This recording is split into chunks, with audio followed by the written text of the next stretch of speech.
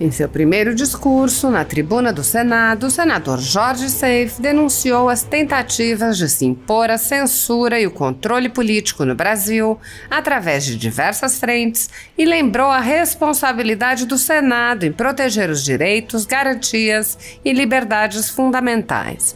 O senador apontou o absurdo de ministros de cortes superiores proporem leis, como anunciou Alexandre de Moraes, ministro do Supremo Tribunal Federal e presidente do Tribunal Superior Eleitoral. O senador lembrou que as cortes superiores há muito tempo vêm extrapolando suas atribuições e questionou: o Supremo Tribunal Federal, guardião da Constituição, cria um inquérito de ofício 4781 e agora, mais uma vez, quer extrapolar suas competências, atravessando a Praça dos Três Poderes, para indicar para esta casa que tipo de lei nós queremos aprovar ou não aprovar? Seif sugeriu que os ministros que queiram legislar se candidatem a cargos legislativos. O senador disse: é uma preocupação que eu tenho sobre essa lei que quer ser proposta pelo ministro do Supremo Tribunal Federal e eu gostaria de convidá-lo nas próximas eleições, já que ele quer legislar ou quer constranger esta casa ou quer achar que é legislador, que ele possa então se candidatar a alguma coisa. Assim como que se espelhe no ex-ministro Sérgio Moro, que hoje ocupa uma dessas vagas. O senador lembrou que a Constituição brasileira, assim como qualquer Constituição de países onde há Estado de Direito, prevê ampla liberdade de manifestação e de opinião e veda a censura. Seif apontou: que conversa é essa de que nós agora precisamos aprovar uma lei para dizer o que é verdade ou o que é mentira? É o Ministério da Verdade de Hitler, da Alemanha? Nós não podemos aceitar e precisamos cuidar, porque hoje a bazuca de uns está direcionada para uma ala ideológica, para a direita ou para o Bolsonaro, mas amanhã pode ser para a esquerda, pode ser para o Paulo Paim, pode ser para o Lula, pode ser para quem for. Seif acrescentou: infelizmente a gente tem que ficar lendo e citando a Constituição o tempo todo. Parece que alguns que guardam a Constituição não a leem, mas a gente relembra aqui sem problema nenhum. Graças à profunda e conivente omissão do Senado Federal sob o comando de Rodrigo Pacheco, alguns ministros do Supremo agiam a arrepio da Constituição. Em inquéritos secretos, o ministro Alexandre de Moraes, por exemplo, promove uma aberta perseguição a adversários políticos. Em um desses inquéritos, a Folha Política teve sua sede invadida e todos os seus equipamentos apreendidos. O inquérito foi arquivado por falta de indícios de crimes, mas os dados sigilosos foram compartilhados com outros inquéritos abertos de ofício e com a CPI da pandemia, que compartilha dados sigilosos com a velha imprensa. Sem justificativa jurídica, o ministro Luiz Felipe Salomão, ex-corregedor do Tribunal Superior Eleitoral, confiscou toda a renda da Folha Política e de outros sites e canais conservadores para impedir suas atividades. A decisão teve o aplauso e o respaldo dos ministros Luiz Roberto Barroso, Alexandre de Moraes e Edson Fachin. O inquérito já está no seu terceiro relator e o atual relator, Benedito Gonçalves, mantém dia após dia vigente a ordem para subtrair a renda de famílias e empresas. Há mais de 19 meses, os jornais, sites e canais conservadores têm todos os seus rendimentos retidos sem qualquer base legal. Se você apoia o trabalho da Folha Política e pode ajudar a impedir o fechamento do jornal, doe qualquer valor à empresa Raposo Fernandes através do Pix, utilizando o QR Code que está visível na tela ou o código ajude@folhapolitica.org. Caso não utilize Pix, há a opção de transferência bancária para a conta da empresa Raposo Fernandes, disponível na descrição deste vídeo e no comentário fixado no topo. Há 10 anos, a Folha Política vem mostrando os fatos da política brasileira e dando voz a pessoas que o cartel midiático quer calar. Pix ajude@folhapolitica.org. Assista. Cunha, É minha primeira vez na tribuna, minha primeira vez ocupando um cargo legislativo. Estou muito feliz e quero também agradecer ao senador Carlos Viana e ao senador Paulo Paim por serem os remanescentes aqui a nos prestigiarem, logicamente, junto com o senhor. Mas, presidente, eu fui eleito pelo povo catarinense com 1.484.000 votos, quase 1,5 milhão de votos, e isso nos traz muita responsabilidade frente aos mais de 7 milhões de habitantes do estado de Santa Catarina. Fui o segundo mais votado da história do meu estado. E aqui eu quero firmar publicamente o compromisso com a população catarinense, firmar um compromisso com aqueles que votaram em mim e aqueles que não votaram em mim, porque realmente são muitos votos, um recorde, né? O segundo maior votação da história do estado. Só perdi honrosamente uma perda honrosa para o ex-senador Luiz Henrique da Silveira, o qual essa casa o prestigia, né, pelos seus feitos e pelo grande homem público que foi, e a sua senhora hoje é minha colega pelo estado de Santa Catarina. Presidente, eu, além de agradecer à população catarinense, nós temos visto, né, muitas narrativas e uma tentativa de se criar uma lei no Brasil chamada, né, para ser um censor chamado fake news. O que é fake news, o que não é fake news? E isso nos traz uma grande preocupação e eu queria compartilhar com meus colegas. E ainda ontem eu li uma matéria em que um ministro do Supremo Tribunal Federal disse que traria uma proposta de lei para essa casa. Mas, presidente, tem um inquérito 4781, chamado inquérito das fake news, que não encontra legalidade dentro da nossa Constituição Federal. Supremo Tribunal Federal, guardião da Constituição, me cria um inquérito de ofício, 4781, e agora eles, mais uma vez, querem extrapolar suas competências, atravessando o palácio, atravessando a Praça dos Três Poderes, para indicar para essa casa que tipo de lei nós queremos aprovar ou não aprovar.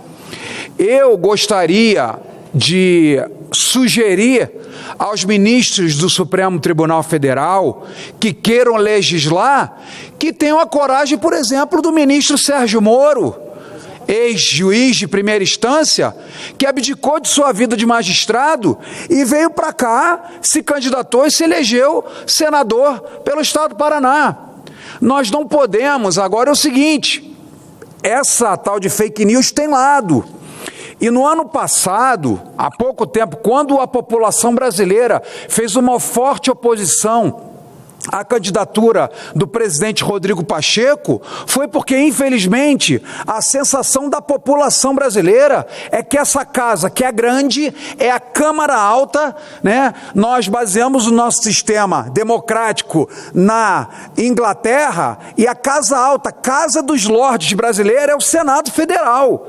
E o Senado Federal, infelizmente, no passado, muitas vezes viu deputados federais que são invioláveis segundo a Constituição, podem falar, enfim, eles têm liberdade, parlamento, eles precisam falar, precisam se defender, precisam expor suas ideias, e os ditos de direita ou ditos bolsonaristas foram calados. Vou agora utilizar, presidente, a mesma fala do senador do Espírito Santo, Magno Malta, dizendo: como eu sou novato, tenho um pouquinho de paciência. Então, é uma preocupação que eu tenho, né, sobre essa lei que quer ser proposta pelo ministro do Supremo Tribunal Federal, e eu gostaria de convidá-lo nas próximas eleições, né, já que ele quer legislar, ou quer constranger essa casa, ou quer achar que é legislador, que ele possa, então, se candidatar a alguma coisa, assim como o ministro se espelhe no ex-ministro Sérgio Moro, no ex-juiz Sérgio Moro, que hoje ocupa uma dessas vagas, né? Presidente, o fenômeno das redes sociais e da popularização da internet tem uma capacidade realmente de escala né, e de facilitar a promoção de calúnia, injúria, difamação, falsidade, nós sabemos disso. Por outro lado, já está na Constituição, senador Carlos Viana, no inciso 5º, no inciso 4º do artigo 5º diz: é livre a manifestação do pensamento, sendo vedado o anonimato, e temos aí a expressão normativa de uma obviedade natural. Pensamento e opinião não se controlam, incontroláveis, e não podemos controlá-los, nem tentar cerceá-los. Ponto final. E ninguém consegue também, senhor presidente, controlar o que os outros pensam, né? Sabemos que tem devaneios, tem distopias, enfim, mas não podemos deixar o totalitarismo se apoderar das opiniões nossas, que são amplamente garantidas pela Constituição Federal, né? E tem outra questão, senhor presidente. Medidas mais graves como censura prévia, bloqueio de contas, que são nitidamente inconstitucionais. Nós vemos no artigo 9 do artigo 5º que é livre a expressão da atividade intelectual, artística, científica, de comunicação, independente de censura ou licença. Então, que conversa é essa? Que nós agora precisamos aprovar uma lei para se dizer o que é verdade e o que é mentira? É o Ministério da Verdade de Hitler, da Alemanha nazista? Nós não podemos aceitar e precisamos cuidar, porque hoje a bazuca de uns está direcionada para uma ala ideológica, para a direita ou para o Bolsonaro, mas amanhã pode ser para a esquerda, pode ser para o Paulo Paim, pode ser para o Lula, pode ser para quem for. O problema é o seguinte: nós não podemos ter a justiça seletista, ou ou relativizar o que é justiça e o que não é. Não, se o presidente Rodrigo é do meu partido, é meu amigo, é meu correligionário, justiça para ele. Não, já que o Carlos Viana é da oposição, é do partido que eu não gosto, e elegeu o presidente que eu não gosto, então que ele seja punido pelas suas palavras. Não podemos ser seletivos, não podemos ser seletistas. Precisamos defender a liberdade de expressão, que não é a minha verdade, senhor presidente. Está explícita na Constituição Federal e diversos artigos, inclusive no 220. Prometo que já vou concluir. Então, esses princípios de liberdade de expressão e vedação à censura prévia é repetido lá no artigo 220, que diz: a manifestação do pensamento, a criação, a expressão, a informação, sob qualquer forma, processo ou veículo, não sofrerão qualquer restrição, observado o disposto nessa Constituição. E complementado no parágrafo 2º desse mesmo artigo, que diz: é vedada toda e qualquer censura de natureza política, ideológica e artística. Será, senhor presidente, que a nossa Constituição, né, que o constitucionalista de 1988 não pensou nessas coisas? Será que nós agora precisamos realmente ouvir algum outro órgão, outro poder, para criminalizar quem faz a livre manifestação? Se na mesma Constituição não tem o crime de injúria, calúnia, difamação, nós já estamos protegidos, e é vedado o anonimato da informação, das redes sociais. Então, se eu ofendo o senhor, a Constituição já te traz, as leis já te trazem todos os instrumentos para que o senhor me processe, caso eu tenha cometido alguma injúria, calúnia, difamação contra a sua pessoa, a sua família, a sua atividade, alguma discriminação. Nós temos ampla base de que a Constituição já está completa, já está perfeita, e qualquer outro tipo de lei pode prejudicar a nossa liberdade, que é inegociável e mais importante do que a nossa vida. E infelizmente a gente tem que ficar lendo e citando a Constituição o tempo todo. Parece que alguns que guardam a Constituição não a leem, mas a gente relembra ela aqui sem problema nenhum, né? Finalizando, senhor presidente, eu quero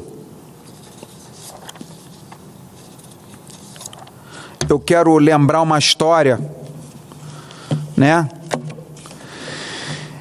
sobre liberdade de expressão, que aconteceu com o imperador Dom Pedro II, né? O Joaquim Nabuco relatou que um diplomata austríaco afirmara na época que os ataques pessoais que Dom Pedro sofria pela imprensa brasileira eram tão vis, tão cruéis, que em toda a Europa seriam responsabilizados com processo de alta traição contra jornalistas e editores. E mesmo diante de caricaturas que ridicularizavam sua condição física e sua diabetes, Dom Pedro II se colocava contra a censura e disse: imprensa se combate com imprensa, já dizia o nosso antigo imperador. Então, ainda segundo Joaquim Nabuco, durante todo o reinado, a liberdade de imprensa não foi só uma vez atacada. O seu principal cliente era sempre a oposição e bem o fazia. Dom Pedro fazia questão em cada erro se fizesse público discutido contra os seus ministros. Ou seja, ele utilizava a imprensa para divulgar a verdade. Dessa forma, eu quero agradecer ao senhor pela paciência, pela oportunidade de me manifestar, agradecer ao senador Paim, do nosso Rio Grande do Sul, agradecer ao Carlos Viana, de Minas Gerais, e vou falar uma coisa para o senhor.